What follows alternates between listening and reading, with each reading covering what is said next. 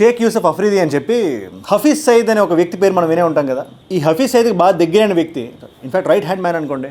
ఆ వ్యక్తి ఇంటి బయటకు వచ్చి వాకింగ్ చేస్తుంటే అన్నోన్ గన్మెన్ వచ్చి కాల్ చేసి టక్కర్ మాయవారు ఎవరు వచ్చి ఇది మా వాళ్ళు అని చెప్పి ఇప్పుడు దాకా క్లెయిమ్ చేయలేదు పాకిస్తాన్లో. We're moving on to some other news coming in, where another close associate of the Lashkar-e-Taiba chief Hafiz Saeed has been killed in Pakistan's Khyber Pakhtunkhwa.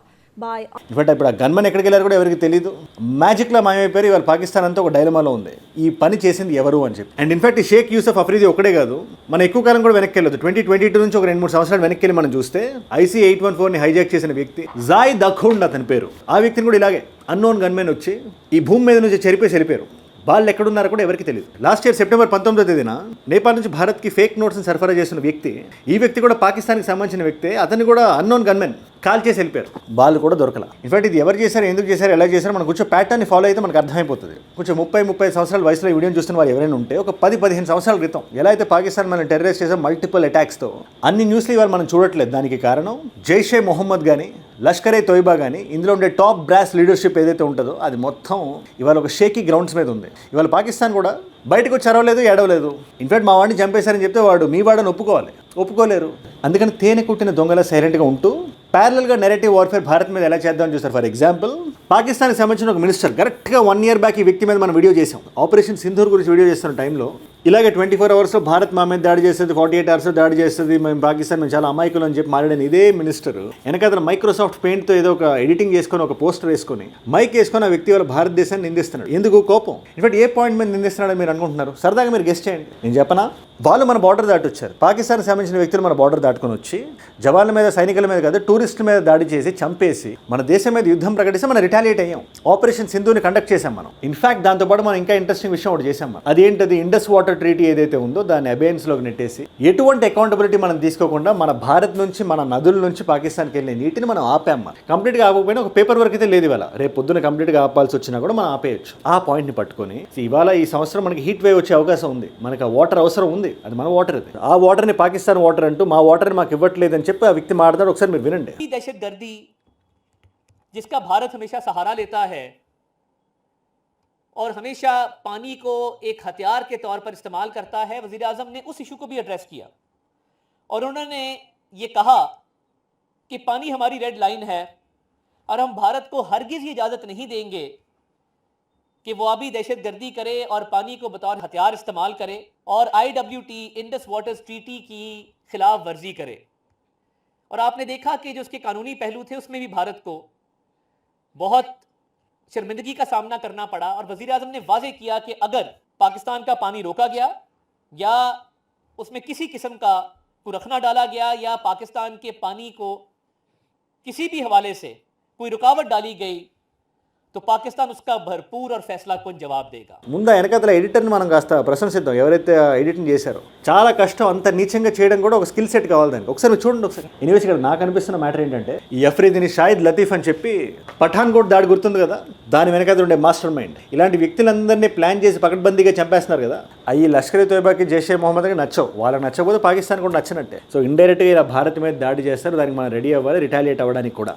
Plus దానికన్నా ఇంట్రెస్టింగ్గా నాకే అనిపిస్తుంది తెలుసా, ఈ అమెరికా దీన్ని ఎలా వెనకేసుకొస్తుంది అనే point is very very interesting. ఎందుకంటే మీరు సరిగ్గా అబ్జర్వ్ చేస్తే అమెరికన్ గవర్నమెంట్ ఒక మాట చెప్తుంటుంది, ట్రంప్ గారు ఒక మాట చెప్తుంటారు. ట్రంప్ గారు మా ఫేవరెట్ ఫీల్డ్ మార్షల్ అంటుంటారు ఆయన, అదే ఫీల్డ్ మార్షల్ అంటుంటారు ఆయన. అమెరికా రిలీజ్ చేసిన రిపోర్ట్లోనేమో నీట్గా క్లియర్గా ఉంటుంది పాకిస్తాన్ ఉగ్రవాదాన్ని పెంచి పోషిస్తుంది అని చెప్పి. మీరే చూడండి, US కాంగ్రెషనల్ రిపోర్ట్ అని కొట్టండి on Pakistan, you'll get it. So రెండింటిని ఆన్ ఫేస్ వాల్యూ మనం తీసుకోకపోయినా ఎప్పుడూ లేనంత ఫారెన్ పాలసీ వాళ్ళ పాకిస్తాన్ మీద ఇన్వెస్ట్ చేస్తుంది అమెరికా. ముఖ్యంగా DJT గారు ఈ పర్టికులర్ పాయింట్ మీద ఆయన ఫేవరెట్ ఫీల్డ్ మార్షల్ని వెనకేసుకొస్తారా లేదా మీరు నాకు కింద కామెంట్స్లో చెప్పండి. బట్ దానికన్నా ముందు మల్టిపుల్ పాయింట్స్ మనం డిస్కస్ చేయాలి వాటి వీడియోలో.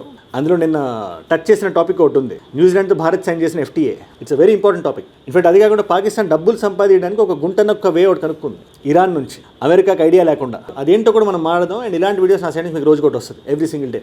మనకి లోకల్ ఇష్యూస్ నుంచి ఇంటర్నేషనల్ జియో పాలిటిక్స్ వరకు ప్రపంచంలో ఏది ఎక్కడ ఎలా జరిగినా దాన్ని కట్టే కొట్టే తెచ్చేలాగా సింప్లిఫై చేసి కండెన్స్ చేసి నా స్టైల్లో మాట్లాడుతూ ఒక 10 నిమిషాలు వీడియో చేసి మీ ముందు పెట్టేస్తాను. వీళ్ళు కొత్త వాళ్ళు ఎవరైనా చూస్తుంటే ఒకటే మాట, ఈ నాలెడ్జ్ ఫీల్ మీ దాకా రావాలి అనుకుంటే కింద కనబడే సబ్స్క్రైబ్ బటన్ నొక్కి పెట్టేసుకోండి. సబ్స్క్రైబ్ చేశారుగా, డన్. డైరెక్ట్గా ఒక మ్యాప్తో నేను మొదలు పెడదాం అనుకుంటున్నా. ఒకసారి మ్యాప్ చూడండి. ఇప్పుడు ఇందులో డార్క్ గ్రీన్ కంట్రీస్ ఉన్నాయి కదా, ఆల్రెడీ మనం FTA సైన్ చేసిన దేశాలు ఇవి. దాంట్లో ఆస్ట్రేలియా ఉంది, యూరోపియన్ దేశాలు ఉన్నాయి, మొన్న సైన్ చేసిన న్యూజిలాండ్ ఉంది, ఇలా రకరకాల దేశాలు ఉన్నాయి. దీని అర్థం ఏంటి? ఒక సగటు సామాన్య వ్యక్తికి, మీలాంటి నాలాంటి ఒక వ్యక్తికి మన డైలీ లైఫ్లో ఏం మారబోతుంది అని డెఫినెట్గా క్వశ్చన్ రావచ్చు. మనం గవర్నమెంటల్ లెవెల్స్లో పాలసీలు మారితే, ఫారెన్ పాలసీల పరంగా. ఫర్ ఎగ్జాంపుల్, ఇది EU ఫ్రీ ట్రేడ్ అగ్రిమెంట్ మనం తీసుకుందాం. మనం దాన్ని సైన్ చేసాం కానీ ఇంకా అది ఎఫెక్ట్లోకి రాలా. 2027 నుంచి వస్తుంది. మనం మార్కెట్లోకి వెళ్తే మన ప్రొడక్ట్స్ అక్కడ ప్రొడక్ట్స్ ఇక్కడ ఫ్రీగా కంపీట్ అయ్యేలాగా విల్ హ్యావ్ యాక్సెస్. ఎలా అయితే 1990s లిబరలైజేషన్ వచ్చిందో అలాగే will be able to compete. First of all మన కంపెనీస్కి అక్కడ మార్కెట్ యాక్సెస్ దొరుకుతుంది. బయట కంపెనీస్కి మన మార్కెట్ యాక్సెస్ దొరకడం వల్ల మన companies will be on toes. టీవీకి మ్యానుఫ్యాక్చరింగ్ కంపెనీ ఒకటి ఉందనుకుంటాం, ఏదో ఫ్రిడ్జ్ చేసేది.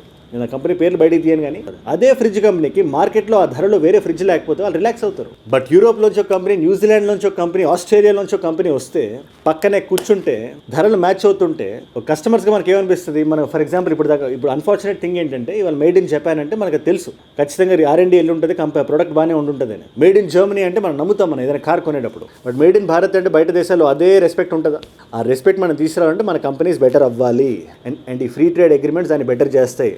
అన్నిటికీ కాదు, డైరీ సెక్టర్ కానీ అగ్రికల్చర్ సెక్టర్ కానీ we need to protect it. మన రైతుల్ని మనం కాపాడాలి. ఈ అగ్రికల్చర్ మీద భారత్లో ఎవరెవరైతే డిపెండెంట్ ఉన్నారో వాళ్ళ బ్రతుకు తెరువు మనకి ఇంపార్టెంట్. వాళ్ళ ఇంట్రెస్ట్ని మనం చూడాలి, మనం కాపు కాయాలి. అట్ ద సేమ్ టైం ఎందుకు 60% డైరెక్ట్గా కానీ ఇండైరెక్ట్గా కానీ అగ్రికల్చర్ మీద డిపెండ్ అయి ఉన్నారు. అండ్ అది మన దేశానికి లైఫ్ లైన్. అది అందుకనే మొన్న మనం న్యూజిలాండ్తో FTA ఒకటి సైన్ చేసాం మనం, recent FTA. India and New Zealand signed a free trade agreement in New Delhi on April 27, which on paper looks like a clean win. But like most trade deals, the real story is in the fine print. యూఎస్ని పక్కన పెట్టి ప్రస్తుతానికి US ఎటువంటి FTA sign అవ్వలేదు. నెగోషియేషన్స్లో ఉంది ఇది అది అని చెప్పి కానీ ప్రస్తుతానికి DJT గారి తీరు చూస్తుంటే ఆయన గద్దె దిగే వరకు అది జరిగేలా లేదు. ఇన్ఫాక్ట్ రేపు పొద్దున్న న్యూజిలాండ్లో మనం అక్కడికి వెళ్ళడానికి, అక్కడ ఉండడానికి, అక్కడ సెటిల్ అవ్వడానికి, అక్కడ చదువుకోవడానికి మనకి డోర్స్ చాలా ఈజీ అయిపోతాయి. So that is the thing about FTAs కదా. ఇన్ఫాక్ట్ ఇంకా మనం చాలా దేశాలతో కూడా మనం చేయాలి. బట్ ఇక్కడ మనం యాక్సెప్ట్ చేయాల్సిన విషయం ఒకటి ఉంది. ఫర్ ఎగ్జాంపుల్, మనం ఒక ఫ్రీ ట్రేడ్ అగ్రిమెంట్ సైన్ చేస్తాం, ఇన్ని దేశాలతో సైన్ చేసాం. దాంతోపాటు మనం కొనే వస్తువుల కన్నా బయటికి పంపించే వస్తువులు ఎక్కువ ఉండాలి. ప్రస్తుతానికి మనం అది డెఫిసిట్లో ఉన్నాం. మనం మీరు చైనాని ఎగ్జాంపుల్గా తీసుకోండి.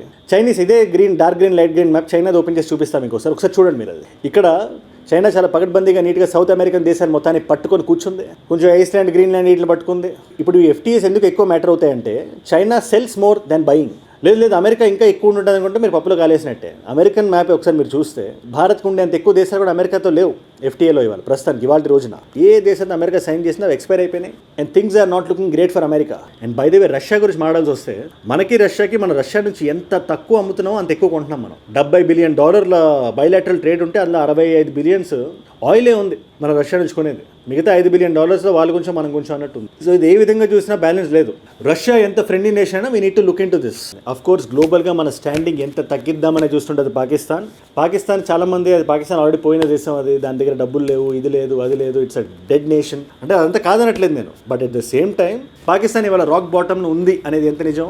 Still it is a potential threat to Bharat. Still it can inflict damage to India అనేది కూడా అంతే నిజం. ఎందుకంటే it has nothing to lose. And bleed India with 1000 cuts doctrine Pakistan చేసి పెట్టుకుంది. అందుకని ఈసారి నెరేటివ్ వార్ఫేర్ పరంగా మనం చాలా గట్టిగా ఉండాలి. ముఖ్యంగా ఇలాంటి గన్మెన్ ఇన్సిడెంట్స్ తర్వాత భారత్ని గ్లోబల్ లెవెల్లో లాగి మాట్లాడదాం అనేది చూస్తుంటుంది. And Pakistan is a very cunning nation. ఇవాళ అమెరికన్ ఫ్రెండ్ లాగే ఉంటున్నట్టు ఉంటుంది. వైట్ హౌస్ కాలు వెళ్తారు, మాట్లాడతారు, ఫోటోలు దిగుతారు, భోజనాలు తింటారు, బయటకు వస్తారు. ఇరాన్కి పాకిస్తాన్కి గొడవలు ఉంటాయి, బట్ ఇరాన్ నుంచి డబ్బులు సంపాదించాలి. ఒకసారి మీరు మ్యాప్ చూడండి, US నేవల్ బ్లాకేడ్ ఎక్కడుంది? కరెక్ట్గా స్టేట్ ఆఫ్ హార్మోజ్ బయట. ఇరాన్కి డబ్బులు రాకూడదని పెట్టారు కదా. అదే US పాకిస్తాన్ ఫ్రెండ్లీగా ఉంది కదా. ఇవాళ shade border between Pakistan Iran మధ్యలో నుంచి ఏవేవైతే సామాన్లు గ్వాదర్ పోర్టుకు కానీ లేదా ఈ ఇరాన్ పోర్టుకు వస్తాయో అక్కడి నుంచి వయా ల్యాండ్ బార్డర్ ఇరాన్కి సరఫరా చేయడానికి పాకిస్తాన్ ఒప్పుకుంది for a fee. And it's not a small thing యుద్ధానికి సంబంధించి. అంటే ఇటు ఇరాన్ నుంచి డబ్బులు కావాలి, వీళ్ళ దగ్గర డబ్బులు తీసుకోవాలి, అమెరికన్ ఇన్వెస్ట్మెంట్స్ అట్రాక్ట్ చేయాలి, ఇక్కడ మాట అక్కడ చెప్పకుండా, అక్కడ మాట ఇక్కడ చెప్పకుండా డబుల్ గేమ్ ఆడాలి. అన్నిటికన్నా ఇంపార్టెంట్గా పీస్ టాక్స్ అని చెప్పి పేరు పబ్లిష్ చేయించుకొని ఇలాంటి టైంలో భారత్ కొంచెం న్యూట్రల్గా ఉంది. అదే మంచిది కూడా. ఎందుకంటే ఇలాంటి క్రికెట్ మైండ్ సెట్తో పీస్ టాక్స్ చేసినా కూడా అల్టిమేట్గా పీస్ అయితే రాదు. ఇవాళ వచ్చిందా peace between Iran and America? Pakistan ఏమైనా చేయగలిగిందా? What you think about this entire situation? Pakistan's double game అది ఎక్కడికి వెళ్తుందని చెప్పి మీరు అనుకుంటున్నారు? నాకు కింద కామెంట్స్ మీరు ఖచ్చితంగా మీరు రాయండి. ఇవాళ మల్టిపుల్ చాయిస్ క్వశ్చన్ మీ అందరికీ joint comprehensive plan of action అని చెప్పి JCPOA అని చెప్పి ఇరాన్కి అమెరికాకి మధ్యలో ఒక ఒప్పందం సైన్ అయింది. అది ఏ సంవత్సరంలో జరిగింది? ఇన్ఫాక్ట్ అది బ్రేక్ అయినందుకే ఈ గొడవ అంతా మొదలైంది. Option A is 2016, option B is 2018, option C is 2020, option D is 2022. మీకు సమాధానం తెలిసే కింద రండి, తెలుసుకుందాం అనుకుంటే ఇన్స్టాగ్రామ్కి వచ్చేసేయండి. అక్కడ అజయ్ ఫ్రమ్ ఏజూడ్ అని ఉంటుంది. అజయ్ ఫ్రమ్ అని రండి. It's verified profile, tick mark ఉంటుంది, 1+ మిలియన్ ఫాలోవర్స్ ఉంటారు, మీరు టక్ అని వచ్చేయచ్చు. ప్లస్ ఇన్స్టాగ్రామ్లో I'm doing extremely interesting content. ఎవరెవరైతే ఓజీ ఫాలోవర్స్ ఉన్నారో వాచ్ అవుట్ ఫర్ ఇట్, వచ్చి అక్కడ ఫాలో అయ్యి పెట్టేసుకోండి. అండ్ ఏజ్డ్ గ్లోబల్ అని మీ నాన్ తెలుగు ఫ్రెండ్స్కి నా కైండ్ ఆఫ్ వీడియోస్ మీరు షేర్ చేద్దాం అనుకుంటే దాన్ని కూడా సబ్స్క్రైబ్ చేసి పెట్టుకోండి. అండ్ మీరు ఇక్కడ దాకా ఈ వీడియోలో వచ్చారంటే నా వీడియోస్ మిమ్మల్ని ఆకట్టుకుంటున్నాయి, ఒక వాల్యూ పొందుతున్నారు. Thank you so much for that. మీరు ఇస్తున్న వాచ్ టైం రిటెన్షన్ ఉంది కదా, ప్రాణం పెట్టి నన్ను పనిచేయడానికి, రోజు నిర్భయంగా నిర్మోహమాటంగా మాట్లాడడానికి నన్ను ప్రేరేపిస్తుంది, ప్రోత్సహిస్తుంది. ఎంటైర్ జియోపొలిటికల్ అప్డేట్స్లో గంటకి కొత్త విషయాలు తెలుస్తున్నా కూడా దాన్ని మొత్తాన్ని కండెన్స్ చేసి మనందరం ఆడుకునే భాషలో 15 నిమిషాలు వీడియో చేసి మీ ముందు పెడతా. ఈ నాలెడ్జ్ పిల్ మీ దాకా చేరాలంటే కొత్త వాళ్ళకి మాత్రం చెప్తున్నా, కింద కనబడే సబ్స్క్రైబ్ బటన్ నొక్కి పెట్టేసుకోండి. సబ్స్క్రైబ్ చేశారుగా, డన్. మీకోసం నేను వీడియోస్ పెడతాను ఇక్కడ. ఈ వీడియో చైనా భారత్కి ఇచ్చిన వార్నింగ్ గురించి ఒకటి, డైరెక్ట్గా బయటకు వచ్చి ధమ్కి ఇచ్చింది, దాని గురించి ఎటువంటి ఇన్ఫర్మేషన్ కావాలన్నా క్రిస్టల్ క్లియర్గా ఎక్స్ప్లెయిన్ చేసి ఇక్కడ పెడుతున్నా. లేదా అసలు ఈ యుద్ధం ఎలా మొదలైంది ఇరాన్కి అమెరికాకి అంటే ఆ వీడియో ఇక్కడ ఉంది. మీకు ఏ వీడియో ఇంట్రెస్ట్ ఉంటే ఆ వీడియోని చూడండి. నేను మళ్ళీ మిమ్మల్ని రేపు ఇంకో వీడియోతో కలుస్తాను. మనందరం కలిసి పెరగాలి, కలిసి ఎదగాలి. Let us all grow together. Let us all rise together. Rise above ignorance, rise above arrogance, rise above hate. ఏజుడ్ అంటే మనం. జై హింద్, జై భారత్, జై ఆంజనేయ. ఓం నమః శివాయ.